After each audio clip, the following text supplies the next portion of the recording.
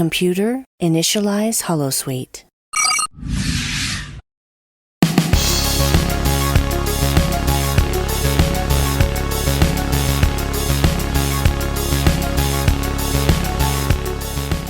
Hello everyone and welcome back. Today I have a really exciting episode in store for you. Before I get into today's episode about the philosophy of Ghost in the Shell, I would first like to just give a shout out to my two friends, Yunette and Emma, and my sister Demi, because for my birthday last week, they bought me this really awesome podcasting mic that I can now use for my podcast. So thanks to them, you can now look forward to better sound quality, and I will keep bringing you really interesting topics. So yes, thank you for them, and I'm really enjoying my new gift. So yeah. Right.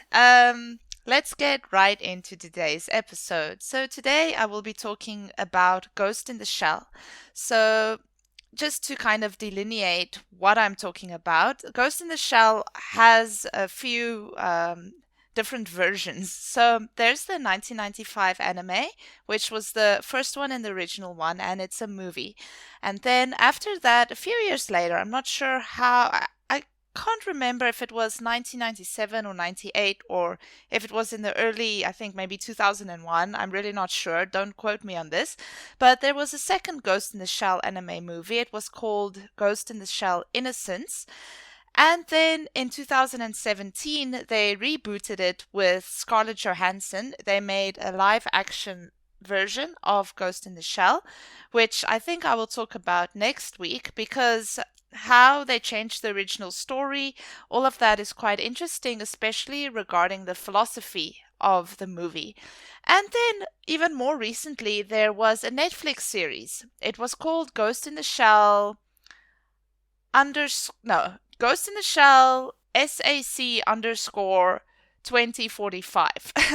I'm still not sure after watching it what that title actually means, but I watched the whole series. It's quite good, but it's much more action focused, and the animation is also different. It's a 3D animation, not the more traditional animation that we see in the first one.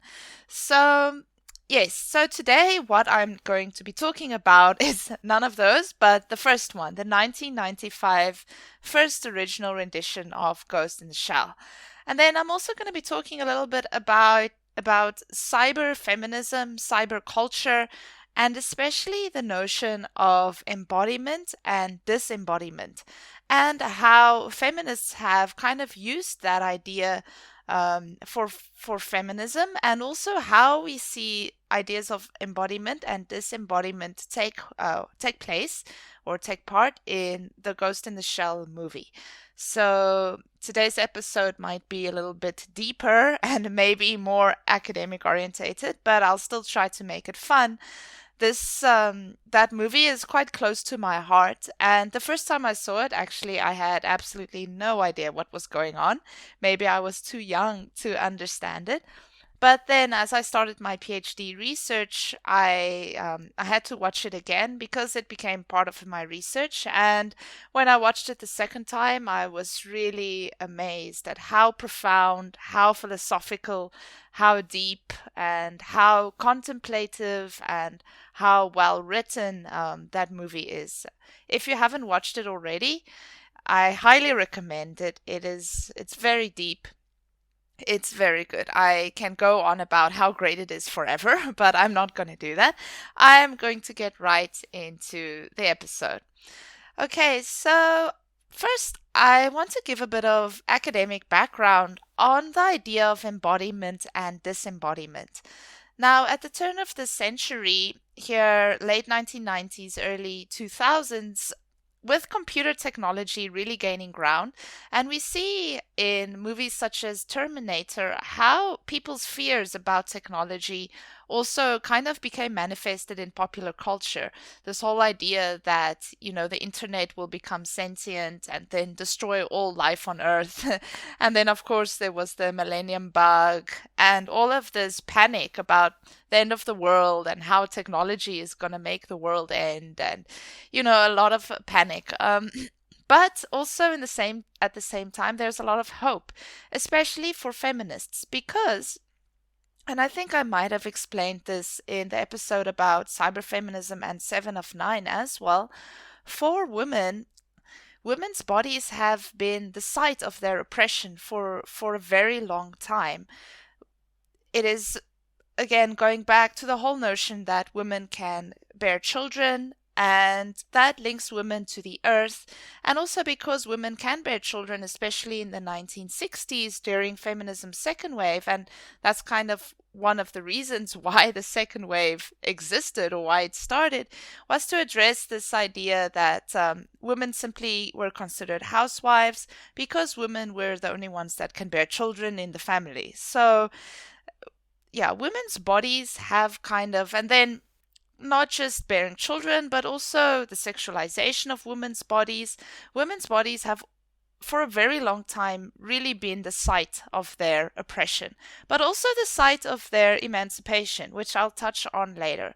But you can imagine the idea that in the cyber world we can be disembodied, or we can be separated from our bodies. You can imagine that feminists saw a lot of potential in that. And I think there is potential in that, but it needs to be used correctly. And I think somewhere along the line, something went wrong. But in Ghost in the Shell, before I get into the discussion, the main thing that I would like to show is that actually the 1995 Ghost in the Shell, even the major, so her name is Major Motoko Kusanagi, she's Japanese. So even for the major, I'm just going to call her the major from now on. I'm not going to say her full name the whole time. But for the major too, actually, disembodiment is her empowerment. At the end of the day, if you've watched that movie. And also there's that notion that humans, all people's brains can be separated from their bodies. At the end of the movie, we see how the major's consciousness simply gets transferred into the body of a pre-adolescent girl. So it's quite interesting how society viewed the idea of embodiment and disembodiment in the 90s. And like I will show next week in next week's episode, actually this has changed quite a bit. But enough of that. Let me get into the theoretical part of it. So there was this sci-fi author. His name was William Gibson. And he wrote this very seminal sci-fi novel. It was called Burning Chrome, and in Burning Chrome, he gave a very interesting definition of what the cyber realm is, or what cyberspace is. So, cyberspace in science fiction, at least, he kind of established this definition of cyberspace in science fiction. And I quote, he says, it refers to a disembodied digital parallel reality reached via neural connections where all the world's data is stored. So like I mentioned at the turn of the century, the proposition that a person's identity is based on an informational pattern rather than an embodied in action seemed like it could be reality rather than fiction with the advent of new technologies such as prosthetic limbs and implants, and especially the World Wide Web or the internet. So there's, of course, and we all know this by now because we all use the internet, but the internet and the whole idea of a disembodied existence, it has some potentials because you can play World of Warcraft or any online game for that matter, and you can simply pretend to be a male, or as a male you can pretend to be a female. It's totally disembodied. Or that's what they say. I would argue that it's not, because you're still an embodied person behind the computer. But yeah, I'm not going to get into that. But with the advent of the internet, and especially, I would argue, even video games like World of Warcraft, actually this idea became quite mainstream. And then the possibilities of a disembodied existence, that's also grappled with in representations of female cyborgs, and especially in the representation of the major. Okay, so just to give a little bit more theoretical background, in the 21st century, industrialized societies, new technologies like microelectronics, telecommunication networks, nanotechnology, virtual reality, which is much bigger now than it was at that time, and computer mediated communications like email and other forms of computer technology, all of these technologies kind of suggested that the body has become redundant. Why do we need the body if the computer can do everything basically for us? These types of arguments started taking place. And contempt for the body and a move towards no bodies. This idea that we don't need our bodies, or that our bodies are just these kind of biological mass that interfere with our daily lives. I always think, wow, if I didn't have this physical body, it would be, I would get so much more done because I wouldn't need to eat or sleep. Sleep takes up 1/3 of our lives. So I totally get this. A move towards the nobody sentiment, it already started to be manifested in 17th century Enlightenment thinking, actually, but now it's morphed into 21st century cyber projects that express aversion towards the body. And then, of course, these antibody ideals can be seen in pop culture, and especially in the cyberpunk genre, but then it is also explored in science fiction. Now, and I think I keep hammering on about this all the time, but just a brief look at the Major's body, I found it quite fascinating that even though her body in the Ghost in the Shell anime seems quite unimportant to her, I mean, by the end of the movie, she tries to open the tank, and then she kind of rips this whole cyborg body apart. But even though the body is apparently not important, it is still this very beautiful, idealized body that they've given the Major. And throughout some scenes in the movie, it is often naked body, even though it's technically not an organic body, it is a machine. But the way they've drawn it is in some places quite sexualized. And this just goes back to my argument about the sexualization of cyborgs, of female cyborgs especially, that I talked about in the discussion of 7 of 9. It's quite interesting how it seems to be impossible for women to get away from this. Why is there an opening in the opening sequence? Why is there a shot where we see her full naked body in view? Why doesn't she wear clothes all the time? That naked pursuit scene, why is it that she needs to be naked in order for this machine body to become invisible? Yeah, it's just a side thing, but I really think it reveals a lot about the 1990s, at least, or, female cyborgs in general from that time. I say that now because next week I will argue that actually Scarlett Johansson's representation of the Major is much less sexualized, and her machine body or her cyborg body is also much less fetishized. But I'll get to that next week. So that's just a side point. The sexualization of cyborg bodies and women's bodies, it seems to be a really big thing. Even the Major that hates her body, or that shows this kind of aversion or the unimportance of her body, it's still somehow very important for that body to be very sexy. Anyway, that's not the key point that I'm trying to get to. It's just a side note. Okay, but what Ghost in the Shell also does is that it explores the transcendence of consciousness.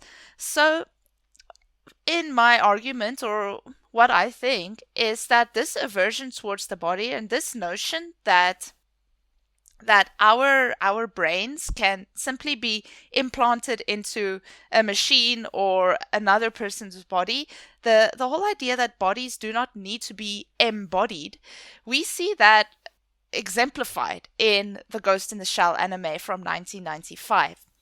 So the Major has a human brain, so according to the story, which was placed in an entirely cybernetic body. And then in the anime film, she hunts a bodiless super hacker that emerged on the net and became self-aware and sentient, and then infiltrates government cyborgs.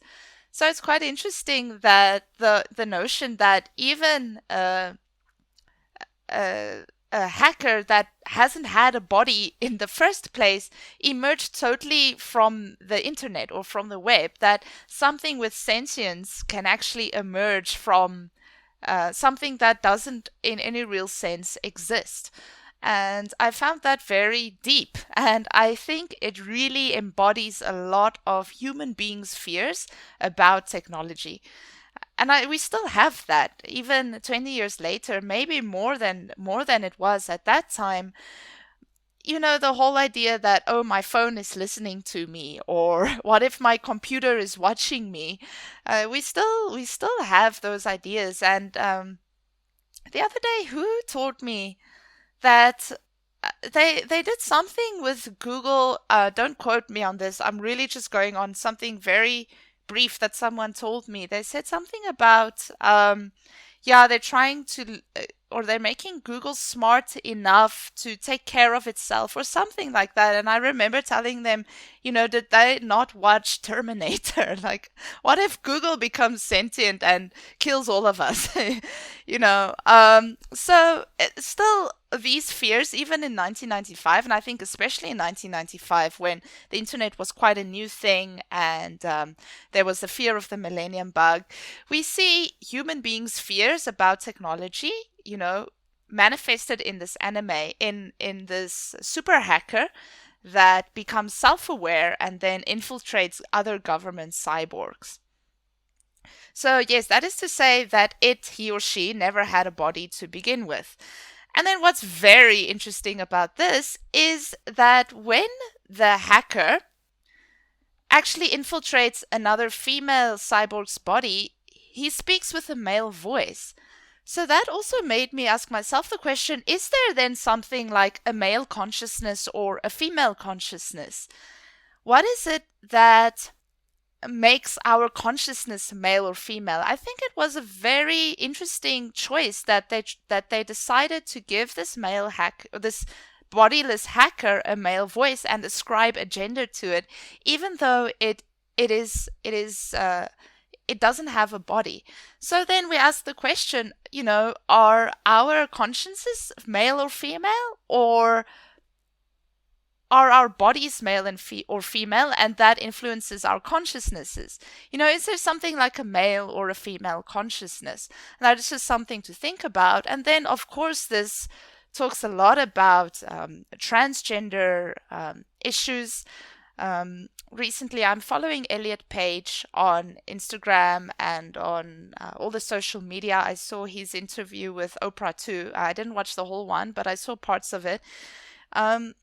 I think Ghost in the Shell, by giving this bodiless hacker a male voice, it really asks interesting questions about our embodiment of our own bodies, and whether we feel like I don't fit into this body or not.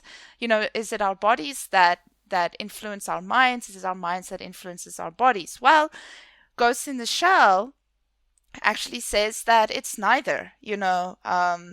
Which is, I think it would have been, well, I can't say it would have been better if the hacker spoke in a female voice, but I think it would have made more sense if the hacker that didn't have a gender, that really emerged only from the web, that the hacker spoke with a female voice when the hacker was in the female cyborg, and then if it embodied a male cyborg, spoke in a male voice. I think, according to me, that would just have made a little bit more sense. But I found it very fascinating that they ascribed a specific gender to this bodiless bodiless and sentient, piece of the internet that just became a consciousness. But anyway, enough of that. So yes, the hacker, he's called the Puppet Master. He emerges from the web and then eventually steals a female cybernetic body that's similar to that of the Majors, and then he seeks political asylum as an embodied entity. So there's another fascinating point.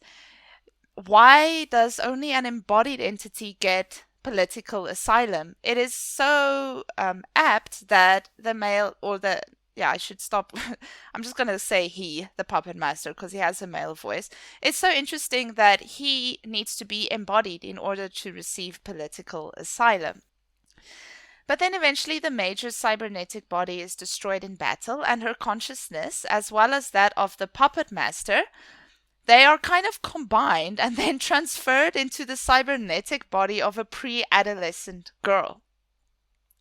So together, the new consciousness, it's not the Major or the puppet master, but it is a new consciousness or a new ghost, suggested from the title, Ghost in the Shell, created from merging the two.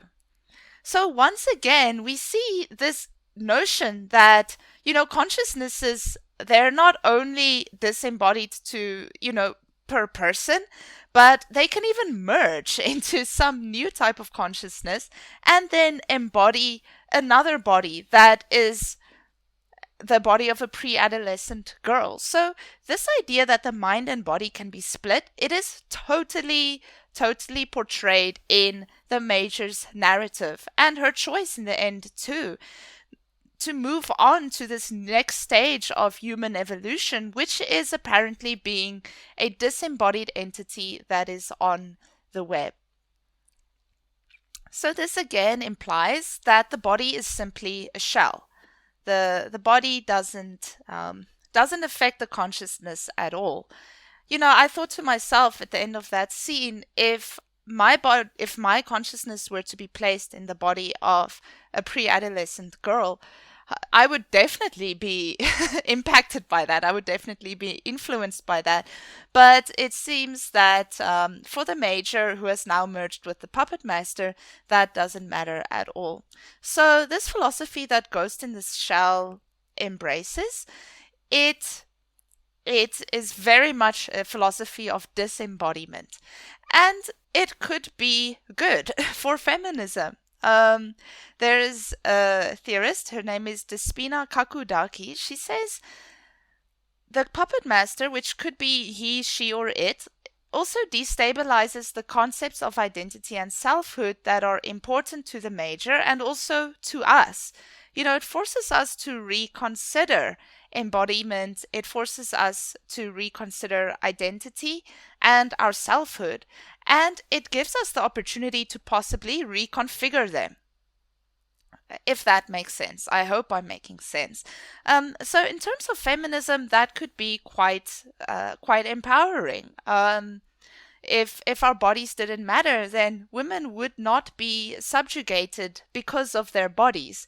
If me as a woman could simply transfer my consciousness into that of perhaps maybe a cyborg body that has no sex or gender, or maybe even into a male body, I would be able to experience different kind of privileges. Maybe just transferring my consciousness into a body that cannot give birth or that cannot provide sex. For feminism or for women, then that are subjugated or that are oppressed because of childbirth and because of sex, then that could be quite empowering. So we see how for feminism this could work. There's a lot of potential for that. But what is interesting, there's this theorist, her name is Amanda Dupré, and I've mentioned her before because she's, I'm totally a fan of her, and she actually works at our university, and I always get a bit starstruck when I see her. I wonder if she'll ever listen to this. If she does, maybe I'm revealing too much, but anyway, I'm sure she'll understand. According to Amanda Dupré, one of cyberfeminism's main aims, though, and I actually misunderstood this in the beginning. I thought that cyberfeminism was all about disembodiment and, embracing this idea that our consciousnesses should be removed from our bodies, that the internet is really empowering for women because our bodies are not present. But actually for cyberfeminists, one of the main aims of cyberfeminism is actually to reinstate women within the body. And I will let you know now why bodies are important.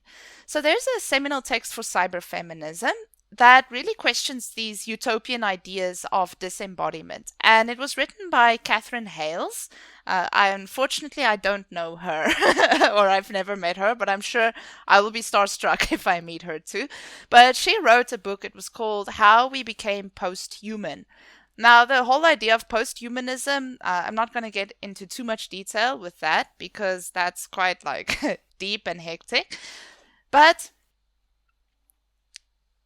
the problem with the cyborg that Catherine Hales articulates in this book is that it conceives of information as a disembodied entity that can flow between carbon-based organic components and silicon-based electronic components to make protein and silicon operate as a single system. Okay, so maybe I should paraphrase or rephrase. Basically, what she's saying is that the problem with the idea of disembodiment is that it suggests that, our consciousnesses can just be transformed, flow between going into a machine and going back into my body and not having any actual consequences. Okay, obviously, I think I would have a lot of mental trauma and a lot of consequences if I had to go into my computer and then come back into my own body, or go into the body of a man and then come back into my own body. We think these things are so utopian, but when you actually have to imagine yourself doing this, you're like, oh my goodness, no, I would never. That is quite hectic. So for her, this is quite problematic. And she says, and this is highly problematic for her too, when information loses its body, equating humans to computers is especially easy, for the materiality in which the thinking mind is instantiated appears incidental to its essential nature. Okay, I'm not sure what that last part meant, to be honest. That's very academic mumbo jumbo.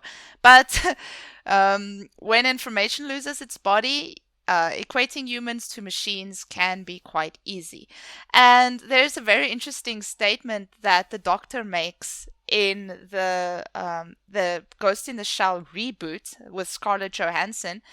She tells the one guy, the one doctor, or she's like, no, you cannot reduce a human mind simply, or you cannot reduce a human being simply to a machine.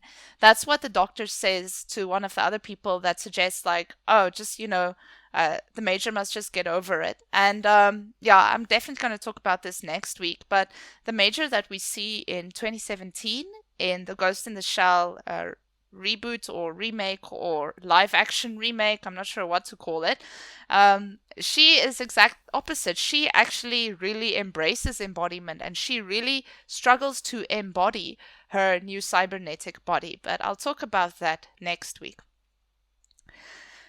Okay, so this is again Amanda Dupree's argument. She says that for women, even though getting rid of the body, which has been essentialized by patriarchal discourses and systems as that which embodies, bears children, and tends to the private domain and is the closest to nature, even though this may seem alluring to feminists, and as these cyborgs also suggest, for a feminist agenda, it poses serious problems.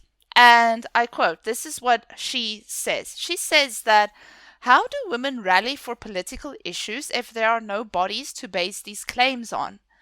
If there are no women, in the sense that there are no actual women, how, for instance, can women mobilize and campaign for reproductive rights or violence against women?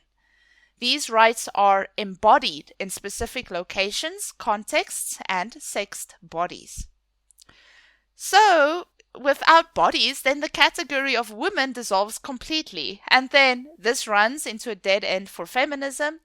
And then, I quote, she says, it has more or less the same political implications for women as patriarchy's confinement of women to being mere or animalized embodied beings. Now, you see why I love her, because this argument is really solid. It's true. If women didn't have our bodies, then how can we, if we don't have our reproductive organs, how can we fight for reproductive rights, for example? women's bodies or being embodied is quite important.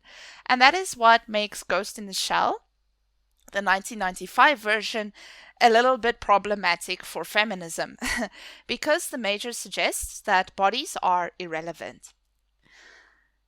After all, it is the sites that are women's bodies that have sparked feminist activism in the first place, right? The suffragettes movement, and then, of course, also Firestone, that talked about all the reproductive rights, Betty Friedan, that talked about the woman being confined to the home, and then Simone de Beauvoir. All of these really important feminist texts, it's about women's bodies at the end of the day. So, techno-transcendence, it may in fact actually reinforce gender dualisms instead of subverting them. According to Elaine Graham, she's another theorist, she says, given the traditional association of women with the bodily, the affective, and the realm of nature, cyberculture just looks like another attempt by patriarchy to deny these aspects of experience in favor of the virtual, the abstract, and the disembodied. And then interestingly, after the Major merges with the Puppet Master, she actually mentions that her cybernetic body cannot give birth. So she gives birth to new consciousnesses through combining data and information on the net. So if women can't give birth, how do we fight for women's reproductive rights? And then actually, in fact, the Puppet Master was initially conceived in this way, yeah, as a consciousness that just emerged on the web. Now, of course, these arguments can also run into problems because some theorists have argued that, this essentializes the women's bodies. So it kind of suggests that, all women are only women if they can bear children. A woman is only a real woman if she has these certain qualities, such as being able to give birth, maybe kindness, being able to cook, clean well. So, of course, the whole idea of the body, too, it can run into problems. But definitely the majors or Ghost in the Shell's idea of women's bodies, I think that should not be unproblematically embraced either. That is really a techno-utopian future for women, and that I don't think is going to exist, or it does not exist. It really idealizes disembodiment, and it makes it seem like this is the answer to feminism. But I don't think it is. I think we need our bodies in order to fight for our bodies and the rights of our bodies. Yes, so again, not a very long discussion today, but that is really the crux of Ghost in the Shell that I wanted to get to. Like I mentioned, when I first saw Ghost in the Shell, it really made me think quite deeply about my position in the world and myself as an embodied entity. And I really asked myself this question: if my consciousness were to be put in a different body, how would that affect my mind? And how would my mind affect my body? That movie really made me question all these types of things. So if you are having a contemplative Saturday night or Friday night or Sunday evening, and you feel like thinking deeply about why we are here, then I highly recommend watching Ghost in the Shell. Actually, after doing this episode, I feel like I'm going to watch it again too. And yes, these are the insights that I have gained about this movie through putting it through a cyber feminist lens, or through applying feminism to it. So I hope you found this informative. I hope you enjoyed the discussion. And then next week, you can look forward to a continuation of the discussion of Ghost in the Shell. I will be looking at the 2017 live action remake of the movie, and how that movie approaches embodiment and disembodiment. And yes, just a spoiler, it is much different from how the 1995 anime talks about it. So I will link that to Feminism too. And Yes, I hope you enjoyed this episode. Thank you once again for listening. Thank you for all the support on the YouTube channel and for listening to this podcast. I really am excited that everyone is enjoying it, that everyone's listening to it so much. Yes, and again, thank you for my friends for giving me this awesome new mic. All right, everyone. Goodbye, live long and prosper, and then see you again next week. Bye-bye.